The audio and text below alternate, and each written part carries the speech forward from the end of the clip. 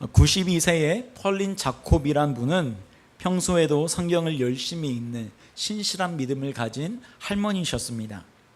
지난 2007년 11월 19일에 이 92세 된 자콥 할머니가 한 마켓에서 장을 마치고 이제 돌아오다가 차를 탔는데 조수석 쪽으로 문이 열리더니 이제 총을 든 강도가 그 할머니에게 들이닥치게 되었습니다. 이 강도는 할머니에게 총을 대면서 돈을 주지 않으면 총으로 쏘겠다라고 위협을 했습니다. 이런 상황을 마주하게 되면 누구나 다 당황하고 무서워하기 마련입니다. 그런데 이 상황 가운데 이 할머니는 어떻게 하셨을까요? 옆에서는 강도가 총을 들이대고 있습니다. 그렇게 위협할 때 이분이 이렇게 말을 했습니다. 아주 차분한 목소리로, 나는 너에게 돈을 줄 수 없다. 내가 나를 빨리 죽이면 죽일수록 나는 천국에 간다. 그리고 너는 지옥으로 갈 거야. 예수님은 이 차 안에도 계시고 내가 가시는 곳마다 항상 나와 함께 하시는 분이시다 라고 이야기하셨어요. 그랬더니 강도가 당황을 하다가 주변을 둘러보더니 갑자기 눈물을 흘리는 것입니다. 그러자 할머니가 그 강도에게 빨리 하나님께 용서를 구하라고 격려하면서 복음을 10분 정도 전했답니다. 그리고 이 강도가 그 말을 듣고 제가 오늘 집에 가서 밤에 기도하도록 하겠습니다 라고 말했어요. 그랬더니 이 할머니가 아니, 이따가 말고 지금 당장 해야 된다고 이렇게 말씀하셨어요. 오늘 밤까지 기다릴 필요가 없으니까 지금 이 자리에서 기도하라는 것이었어요. 그리고 나서 잠시 동안 그 할머니와 함께 기도를 하게 되었습니다. 기도를 마치고 이 할머니가 자기가 가지고 있던 돈의 전부를 그 강도에게 주면서 유익한 곳에 쓰라고 말했더니 아주 감사하게 받아서 돌아갔다라는 이야기예요. 이 내용을 보면서 이 펄린 자콥이라는 할머니의 신앙이 아주 분명하고 확신이 있다는 것을 우리는 알 수 있게 됩니다. 그분은 구원의 확신이 분명했고 자신이 무엇을 위해서 살아야 할지 분명하게 아셨던 분이셨어요.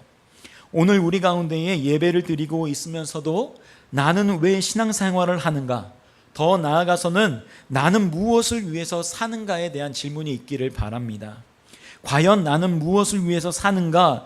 반드시 해야 되는 질문이고 정말 중요한 질문이라고 생각을 해요.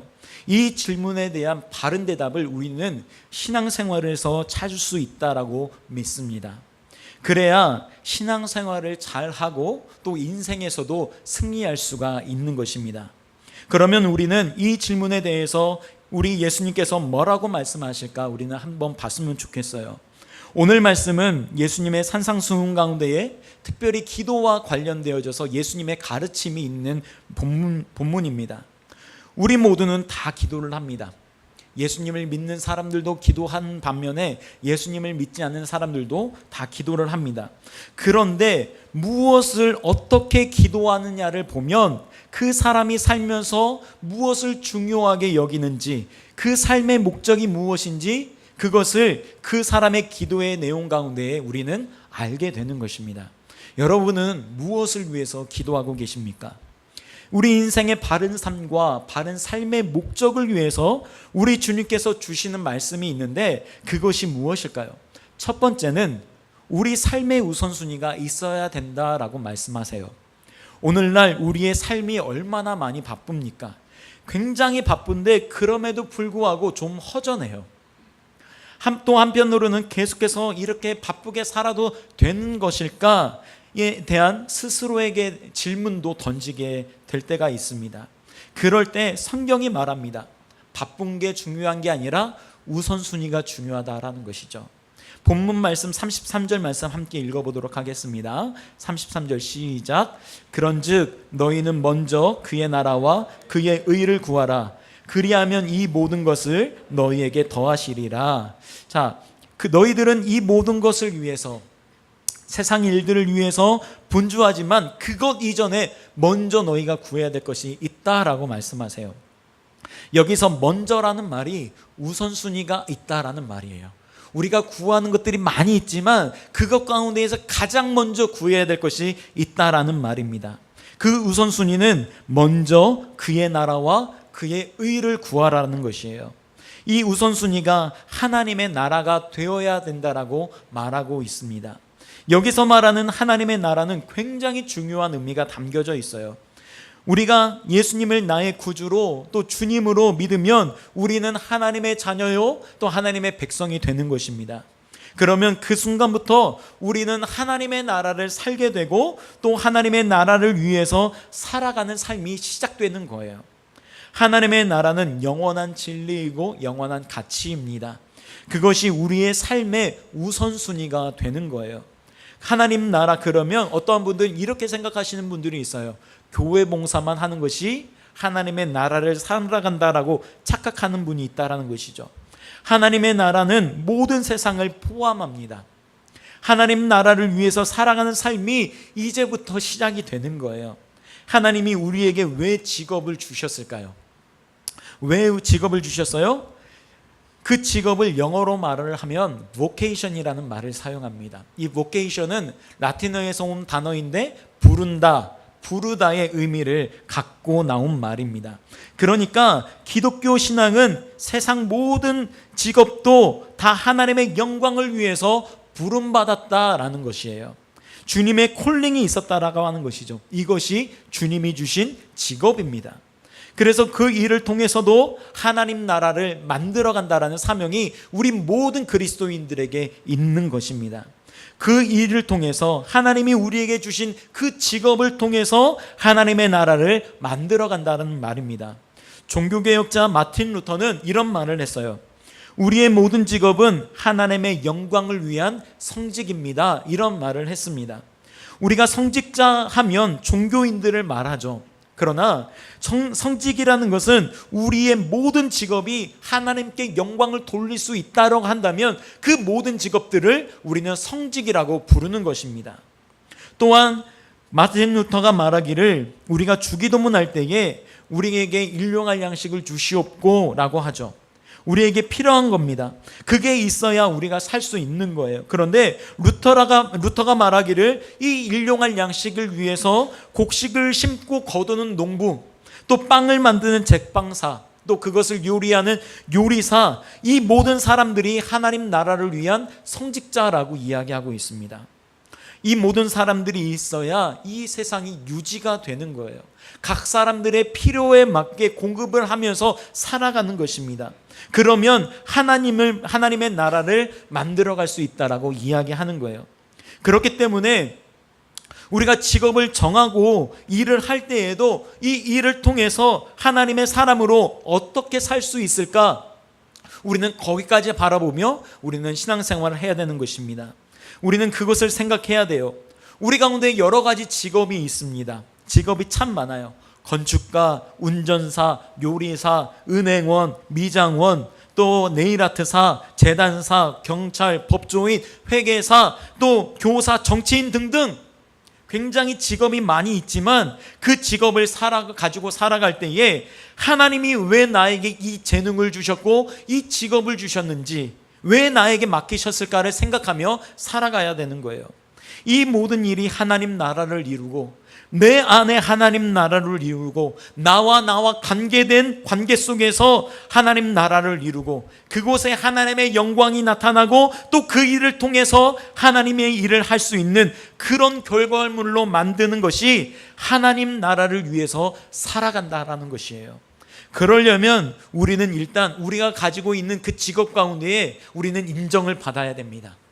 세상 사람들에게 또 우리 성도들에게 우리는 인정을 받아야 돼요. 우리가 어디에 있든지 우리가 가지고 있는 이 전문성을 가지고 인정을 받아야 되는 겁니다. 잠언 22장 29절 말씀을 보십시오. 내가 자기 일에 능숙한 사람을 보았느냐?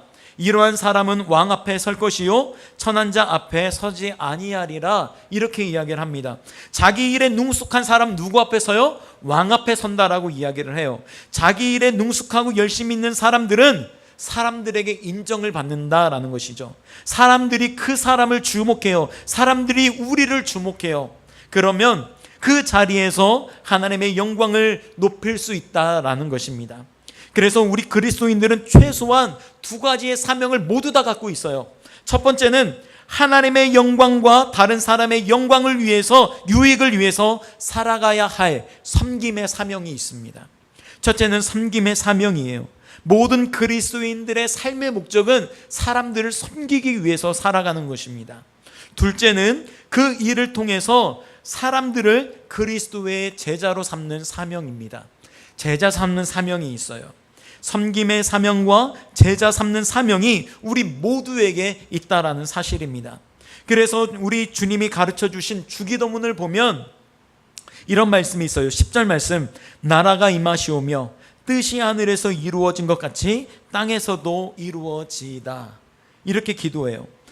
여기에서 나라가 임하시오며에서 나라가 어느 나라예요? 하나님 나라입니다. 하나님 나라가 우리 삶 가운데 이루어지는 거예요. 하나님 나라가 임하시오며, 그런데 그 하나님 나라가 이루어지기 위해서 뜻이 하늘에서와 같이 땅에서도 이루어지이다. 우리 삶 가운데에 이루어지는 하나님의 뜻이 하나님의 나라인 것입니다. 우리가 하나님의 나라를 살고 이 나라를 만드는 것이 우리의 영원한 우선순위가 되어야 하는 겁니다. 주님 앞에 설 때까지 영원한 우선순위예요. 하나님 나라에 대한 이 우선순위를 가지고 살아가시는 여러분이 되시기를 축복합니다. 둘째는 하나님 나라를 위해서 살아가는 사람에게 또 우선이 되어야 될 것이 있는데, 이 두 번째는 예배라는 것이에요. 그리스도인에게 예배의 우선순위가 있어야 합니다. 예수님은 우리에게 우선순위를 가르치시기 전에 세상 사람들의 삶의 모습에 대해서 설명하십니다. 그게 6장 31절과 32절 말씀입니다. 그러므로 염려하여 이르기를 무엇을 먹을까, 무엇을 마실까, 무엇을 입을까 하지 말라. 이는 다 이방인이 구하는 것이라. 너희 하늘아버지께서 이 모든 것이 너희에게 있어야 할 줄을 아시느니라. 자, 여기에서 무엇을 먹을까, 무엇을 입을까, 무엇을 마실까, 이 문제가 어떤 문제예요? 실제로 우리의 삶에 나타나는 문제들입니다. 우리가 염려하는 일들이 바로 이와 같은 이 문제들이에요. 무엇을 입을까, 무엇을 마실까, 무엇을 입을까, 우리가 대부분 하는 염려들이 이거에 대해서 염려하고 걱정한다라는 것입니다. 저는 우리 그리스도인들이 이 부분에 대해서 너무 인색하거나 옹색하지 않았으면 한다라고 저는 개인적으로 생각합니다. 그리스도인들은 조금은 넉넉해야지 옹색하거나 인색하면 안 돼요. 하지만 그러한 것이 절제가 되지 않아서 무엇을 먹을까, 마실까, 입을까, 그것이 마치 우리 인생의 목적이냐, 그것이 우리의 삶의 전부이냐, 그렇게 살지는 않는다라는 것이죠. 이는 다 이방인들이 구하는 것입니다. 이게 뭐예요? 이건 믿음을 떠난 사람들의 삶의 모습이 이와 같다라는 것입니다. 그래서 33절을 시작하면서 그런즉 너희는 그의 나라와 그의 의를 구하라. 여기에서 그런즉이라는 의미는 뭐냐면 그러나예요. 원래 의미가 그러나예요. 그러나는 어떻습니까? 반전이잖아요. 이방 사람들이 이렇게 살지라도 너희는 이렇게 살면 안 된다라는 거예요. 그러나 너희는 그의 나라와 그의 의를 구하라. 세상 사람들은 그렇게 살지라도 그러나 우리에게는 더 중요한 목적과 중요한 관심이 있다라는 겁니다. 그것이 바로 하나님 나라에 대한 관심이라고 이야기하고 있어요. 그런데 하나님 나라를 세우는데 구심점 되는 게 있어요. 하나님 나라의 중심이 뭐냐면 그것이 바로 예배라는 것입니다. 구심력이 있어야, 중심이 있어야 그 중심을 중심으로 생기는 구심력이 있게 되는 것입니다. 원심력이 있는 거예요. 그 중심으로 돌아가는 힘을 원심력이라고 하거든요. 구심력이 있어야 이 원심력이 생기게 되는 거예요. 그래서 우리는 예배에서 구심력을 얻고 삶으로 나아가 이 원심력을 가지고 살아가게 되는 것입니다. 여러분, 구약시대 때 이스라엘 사람들 타락할 때를 보면 가장 먼저 무너지는 게 있어요. 그게 뭐냐면 예배가 무너지기 시작합니다. 제사가 무너지면 하나님을 잃어버리는 거예요. 제사 없이 하나님을 어떻게 만날 수가 있겠습니까? 오늘날도 마찬가지입니다. 지금 우리가 신앙생활하고 있는 이 시대에도 마찬가지예요. 우리의 예배가 무너지면 가장 먼저 우리의 신앙이 무너지게 되는 겁니다. 예배 없이 신앙도 함께 무너지는 것입니다. 우리의 교회는 하나님의 나라를 경험할 뿐만 아니라 하나님 나라를 훈련하는 곳입니다. 그곳이 바로 교회인데 예배 없이 우리가 어떻게 하나님의 나라를 세워갈 수 있겠습니까? 지난주에도 말씀을 드렸지만 예배가 너무나도 중요하기 때문에 예배에 목숨 걸어야 되는 겁니다. 예배를 통해서 하나님 만나고 예배를 통해서 우리의 영혼이 숨을 쉬고 세상으로 나아가서 그 예배의 힘을 가지고 승리하며 살아가는 것입니다. 40대 아들과 60대 어머니의 대화예요. 한번 들어보세요. 아들이 참 논리적인 아들입니다. 아들이 어머니에게 이렇게 이야기했대요. 어머니, 저는 예배가 드리기가 너무 싫어요. 주일날 교회 가기가 너무 싫어요. 첫째는 주일 아침에 저도 늦잠을 자고 싶어요. 둘째는 장로님들의 기도가 너무 길어요. 우리 이은재 장로님 기도는 참 짧고 은혜스럽습니다. 셋째, 성가대 불협화음이 너무 싫어요. 이런 이유를 들면서 어머니에게 예배에 가고 싶지 않다라는 이야기를 했대요. 아들도 논리적이지만 이 아들의 어머니도 굉장히 논리적인 분이세요. 어머니가 아들의 그런 이야기를 듣고 그럼에도 불구하고 예배를 드려야 되는 이유에 대해서 3가지로 정리해서 이야기를 해줬대요. 첫 번째, 예배는 선택이 아니라 의무다. 예배 없이 어떻게 그리스도인이라고 할 수 있나? 예배는 의무다. 반드시 예배 드려야 된다. 둘째, 예배는 사람과의 관계가 아니라 하나님과의 관계다. 하나님만 바라보고 예배하라. 세 번째, 너는 그 교회의 담임 목사니까 꼭 가야 된다. 자, 여러분, 목사님들도 교회 가기 싫을 때가 있습니다. 여러분, 믿음이 있다면 반드시 살아있는 예배가 되는 것입니다. 믿음이 있다면 우리가 드리는 이 예배는 반드시 살아있는 예배가 되는 것이에요. 그래서 우리 신앙의 선배들은 주일 성수라는 말을 사용했습니다. 우리 신앙의 선배들은 주일 성수라는 말을 사용했는데 이 말의 의미가 뭐예요? 거룩하게 주일을 지킨다라는 의미예요. 이 말은 단순히 주일날 예배만 드리면 된다라는 말이 아니라 이 날을 특별히 하나님 앞에서 거룩하게 구별해서 이 날 전체를 예배의 날로 정하고 거룩한 삶을 살아가겠다라고 결심한 것이 이 주일 성수라는 말이에요. 그래서 제가 어렸을 때는 통합측교회에서 신앙생활을 했는데 통합측교회에서 이렇게 가르쳤어요. 주일날 군것질하면 안 된다. 이렇게 배우면서 잘하신 분들 여기에 계실 줄로 믿어요. 주일날 차를 타면 안 된다. 주일날 공부하면 안 된다. 그게 얼마나 저에게 위로와 감동이 되었는지 지금까지 철저하게 지키고 있습니다. 저는 정말 여러분들이 주일 성수를 할 수 있기를 바랍니다. 그게 참된 신앙인들의 모습이에요. 그렇게 신앙생활을 할 수 있기를 축복합니다. 그런데 예배에 대해서 안타까운 마음이 있는데 많은 분들이 이 예배를 해치운다라고 생각하시는 분들이 있는 것 같아요. 빨리 해치우고 다른 거 해야지, 빨리 해버리고 다른 거 해야지, 이렇게 하면서 하나님 앞에 예배는 빠지기는 좀 어렵고, 그렇다고 내가 바쁜 일이 있기 때문에 빨리 하고 가야지. 우리가 혹시나 그런 일이 있다라고 하더라도 그 순간만큼은 우리가 하나님 앞에 집중하고 우리의 모든 마음을 들여서 예배하는 예배자의 삶이 되었으면 좋겠습니다. 그렇게 예배하시기를 축복합니다. 세 번째, 그런 바른 예배를 통해서 우리는 하나님의 의를 나타내야 합니다. 예수님 말씀하시기를 너희는 먼저 그의 나라와 의를 구하라 라고 하셨어요. 그의 나라라는 것은, 그의 의라는 것은 하나님의 의를 말하는데 하나님의 의가 본질적인 하나님의 나라입니다. 하나님의 의가 세워져야 하나님의 나라가 이루어지는 거예요. 성경을 보면 하나님의 의라는 말이 참으로 많이 나옵니다. 하나님이 의롭다는 거예요. 그런데 하나님의 의에는 2가지 특징이 있어요. 첫 번째는 우리 하나님은 사랑의 하나님이시면서 두 번째 공의의 하나님이십니다. 하나님은 연약한 죄인들을 불쌍히 여기시고 사랑하십니다. 그래서 저희를 부르신 것이죠. 하나님은 사랑의 하나님이세요. 반면에 또 한편으로는 하나님은 죄인의 불의와 악행을 심판하시는 분이십니다. 사랑의 하나님, 심판의 하나님, 이 2가지의 하나님이 만나는 곳이 어디예요? 바로 이 십자가인 것이에요. 십자가는 하나님이 우리를 어떻게 사랑하시는지 보여주는 집약체입니다.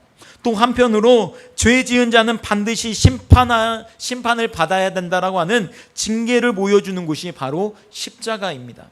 그런데 예수님이 십자가 위에서 하나님의 공의와 사랑을 이루셨다라고 이야기를 해요. 그러면 그 십자가를 믿고 받아들이는 사람을 하나님이 의롭게 여겨주신다라는 겁니다. 여러분, 그러면 구원받는 거예요. 십자가를 내가 믿음으로써 하나님 나를 의롭게 여겨주시고 그때부터 나의 구원이 시작되는 것입니다. 그렇게 구원이 시작되면 내가 의로워졌을 뿐만이 아니라 나를 통해 하나님의 의가 드러나는 거예요.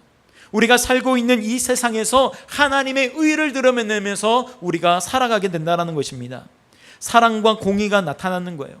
나를 통해서 하나님의 사랑이 나타나고 또 나를 통해서 옳고 그름이 나타나는 그런 삶이 시작된다는 겁니다. 탈무드 이야기 가운데에 이런 이야기가 있어요. 아주 게으르게 살아가는 한 청년이 있었습니다. 이 청년의 아버지가 어느 날 자기 아들에게 교훈을 하기 시작해요. 아들아, 너 정말 열심히 살아야 돼. 너 정말 열심히 공부해야 돼. 그래야 이 땅에서 살 수 있어. 이렇게 가르쳤어요. 그랬더니 아들이 다시 아버지에게 물었습니다. 아버지, 왜 일해야 돼요? 왜 열심히 일하고 공부해야 돼요? 그렇게 물었더니 아버지가 이렇게 대답을 해요. 그래야 돈을 벌 수 있지. 돈을 벌어야 세상 살 수 있는 거야. 이렇게 대답했대요. 그랬더니 다시 아들이 아버지께 물어요. 그럼 돈을 벌어서 뭐 하게요? 왜 돈을 많이 벌어야 하나요? 그랬더니 야, 그래야 내가 편하게 살 수 있지. 늘 편하게 놀 수 있지. 이렇게 이야기를 하더래요. 그러더니 아들이 빙그레 웃으면서 하는 말이 그럼 지금하고 똑같네요. 이렇게 대답하더래요. 진짜 열심히 수고하고 열심히 벌어서 그래서 좀 더 편하고 좀 더 쉽게 산다? 여러분, 이것이 목적이 잘못됐다라는 것입니다. 이미 처음부터 목적이 잘못됐어요. 사실 우리가 하나님의 나라와 그의 일을 위해서 사는 목적이 없으면 우리 사는 사람들의 삶의 모습이 이와 비슷하다라는 것이에요. 우리 이민자들, 우리 주변에 이와 비슷한 사람이 많지 않습니까? 열심히 수고하고 열심히 일해서 돈을 좀 벌었어요. 돈이 있으니까 차도 좀 샀어요. 집도 샀어요. 여유가 좀 생기게 됐어요. 여유가 생기니까 이제 그때부터 딴 생각하기 시작하는 겁니다. 주일날 휴일이면 남자들은 골프를 치러 나가고 여자들은 쇼핑하며 친구를 만나러 나가요. 그러니까 정말 가장 중요한 시간을 가족과 함께 보내지 못하는 거예요. 그러다가 잠깐 정신이 팔렸습니다. 카지노에 빠지게 됐어요. 그러다가 바람도 났어요. 조금 지나다 보니까 이제 재산 가지고 다투기 시작합니다. 여러분, 다 이렇지는 않지만 우리 주위에 이렇게 살아가는 사람들이 얼마나 많이 있어요. 우리가 쉽게 이런 사람들을 보지 않습니까? 그러니까 돈 벌어서 편히 쉬어야겠다는 목적은 애당초 잘못된 것입니다. 여러분, 하나님이 뭐라고 이야기해요? 영원한 가치가 없으면 인생이 허무하다라고 이야기합니다. 얼마나 인생이 허무합니까? 영원한 가치가 없으면. 주님이 허무한 인생이 되지 않도록 우리에게 하나님의 나라의 꿈을 주시는 겁니다. 아주 재미있는 것은 하나님이 우리를 부르셨는데 그 부르신 목적은 다시 보내기 위해서 우리를 부르셨다라는 거예요. 하나님이 우리에게 예수님을 보내주셨어요. 예수님은 하나님이 우리에게 보내주신 분이십니다. 그러면 예수님은 우리를 또 부르셔서 다시 보내십니다. 요한복음 20장 21절의 말씀을 보십시오. 아버지께서 나를 보내신 것 같이 나도 너희를 보내노라. 아버지께서 나를 보냈는데 나도 너희를 보낸다. 자꾸 보내요. 우리가 하나님께 부름받았다고 한다면 조금 있으면 보냅니다. 어디로 보냅니까? 세상으로 보내는 거예요. 여러분, 교회는 우리가 함께 모여서 신앙 훈련을 하고 함께 신앙을 다지는 곳이지 신앙 생활을 하는 곳이 아닙니다. 여러분, 신앙생활은 어디에서 해요? 삶으로 나아가서, 세상으로 나아가서 우리가 여기에서 받은 은혜를 가지고 우리가 가진 예수 그리스도의 이름을 가지고 신앙생활은 세상에서 하는 것인 줄로 믿으시길 바랍니다. 그곳에서 하나님의 의를 이루시라고 우리를 보내신다라는 거예요. 하나님의 사랑과 하나님의 공의를 이루어서 하나님의 나라를 만들어가는 삶을 살라고 주님께서 우리를 보내시는 것입니다. 현대 선교학 개념의 가운데에 템포리 윈도라는 것이 있어요. 14십창이라는 말인데, 이것은 세계 그리스도인들의 비율이 가장 적은 그 지역을 말하는 것입니다.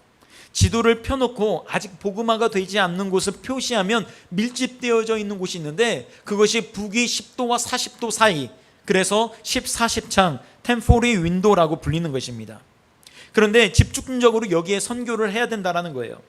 놀랍게도 선교 지도를 하나를 이렇게 쭉 펴놓고 또 유엔에서 만든 세계 빈곤층 나라를 이렇게 표시한 그 지도를 딱 펴놓고 비교해 보면 템포리 윈도, 미복음화 지역, 그리고 세계 빈곤층 그 나라들이 일치한다라는 것입니다. 미선교 지역이 모두 빈곤 국가라는 사실이에요. 그들에게 먹을 것이 필요할 뿐만이 아니라 복음이 필요합니다. 선교사님들이 이 두 개를 같이 가져가는 것이에요. 복음을 가져가고 빵을 가져가는 것입니다. 반대로 생각할 때 이 복음이 그곳에 들어가서 하나님의 나라와 의가 이루어지면 하나님이 그 모든 것을 채워주신다라는 것입니다. 이 모든 것을 너희에게 더하시리라. 하나님의 역사가 이루어지는 거예요. 복음이 들어가는 것입니다. 여러분, 우리도 마찬가지입니다. 우리 주위에는 경제적인 문제를 포함해서 주님의 복음이 필요한 사람들이 너무나도 많이 있어요. 우리가 그들에게 보냄을 받은 사람이 되는 겁니다. 어떤 분들이 저에게, 목사님들에게 이렇게 이야기해요. 목사님, 저도 힘들어요. 저도 어렵습니다. 이렇게 말씀하시는 분이 있어요. 여러분, 자기 힘든 것만 생각하면 평생 힘듭니다. 평생 자기 문제만 놓고 생각하면 그 문제만 가지고 씨름하다가 끝나게 되는 거예요. 하나님 나라가 뭔지도 몰라요. 하나님의 의를 이루는 것이 어떠한 삶인지 깨닫지 못하는 겁니다. 그러나 내 문제뿐만이 아니라 내 주위에 나의 도움이 필요하고 사랑이 필요하고 하나님의 나라가 필요한 사람들에게 적극적으로 나아갈 때에 우리는 그때 비로소 하나님의 나라를 이루는 삶, 하나님의 의를 이루는 삶을 살게 되는 줄로 믿으시길 바랍니다. 그게 바로 제자의 삶이고 선교자의 삶인 것입니다. 성경을 보면 내 마음과 내 뜻대로 살아갈 때 하나님이 함께 하신다라는 말이 단 한 구절도 없습니다. 뭐냐면 우리가 주님의 일을 행할 때 주님이 우리와 함께 하신다라는 거예요. 주의 일을 행할 때 그 현장에 우리 주님이 함께 하신다라는 것입니다. 주님이 맡겨주신 대위임령을 함께 모시겠습니다. 마태복음 28장 19절과 20절 말씀 우리 합독하도록 하시겠습니다. 시작. 그러므로 너희는 가서 모든 민족을 제자로 삼아 아버지와 아들과 성령의 이름으로 세례를 베풀고 내가 너희에게 분부한 모든 것을 가르쳐 지키게 하라. 볼지어다 내가 세상 끝날까지 너희와 항상 함께 있으리라 하시니라. 아멘. 세상 끝날까지 너희와 항상 함께 하겠다. 누구와 함께 하신다고 합니까? 가서 제자를 삼아 주님의 뜻을 가르쳐 지키게 하는 모든 자들에게 주님이 함께 하신다는 것이에요. 그리고 그렇게 사는 사람들에게는 담대함이 있습니다. 주님이 나와 함께 하신다라는 그 담대함이 있는 거예요. 여러분, 또 한 구절 보겠습니다. 요한복음 12장 26절 말씀입니다. 합독합니다. 시작. 사람이 나를 섬기려면 나를 따르라. 나 있는 곳에 나를 섬기는 자도 거기 있으리니 사람이 나를 섬기면 내 아버지께서 그를 귀히 여기시리라. 아멘. 나 있는 곳에 누가 있다고요? 나를 섬기는 자가 있다. 주님이 뭐라고 했어요? 우리 주위에 있는 연약한 자들을 섬기는 것이 곧 나에게 한다라는 것이라고 말씀하셨죠. 그런 사람들을 사랑하고 돌보아주고 섬기는 것이 나를 섬기는 것인데, 그렇게 나를 섬기는 자가 있는 곳에 나도 그와 함께 하시겠다라고 말씀하시는 거예요. 세상에 가서 무슨 일을 하실 겁니까? 주님이 하시려고 했던 주님의 사명, 주님이 귀하시다고 하시는 그 현장에 저와 여러분이 있기를 주님의 이름으로 축복합니다. 이것이 그리스도인들의 삶인 것이에요. 오늘 말씀을 보십시오. 하나님은 우리의 필요를 아십니다. 하나님은 우리에게 있어야 할 것을 아세요. 하나님은 우리가 세상의 염려와 근심에서 자유해지기를 원하십니다. 그런데 그 말씀을 보니까 그러나 그 모든 것이 다 더해지면 그러면 하나님을 위해서 살라고 말하지 않고 먼저 하나님의 나라와 그의 의를 위해서 살면 이 모든 것이 너희에게 더하시리라라고 약속하면서 말씀하고 있습니다. 여러분, 이러한 삶을 살게 될 때 주님이 우리와 함께 하시는 줄로 믿습니다. 우리의 삶의 형편과 처지는 다 달라요. 그리고 행복의 지수도 다 달라요. 사람이 평가하고 사람이 정해놓은 기준이 아니에요. 행복은 사람들이 정해놓은 기준에 따라서 살아갈 때에 행복한 것이 아닙니다. 여러분, 부자가 행복하다고 누가 그럽니까? 유명해지면 행복하다고 누가 이야기해요? 그 반대의 삶도 정말 많이 있는 것을 보지 않습니까? 그리스도인들은 그런 기준을 가지고 살아가는 것이 아니라 정말 내 안에 하나님 안에서 하나님 나라를 경험하고 그 일을 위해서 살아가면 하나님이 도와주시고 하나님이 함께 하심으로 말미암아 그 삶 가운데의 하늘의 축복을 누리며 살아가게 되는 것입니다. 이 귀한 축복이 우리 모두에게 있기를 주님의 이름으로 축원합니다.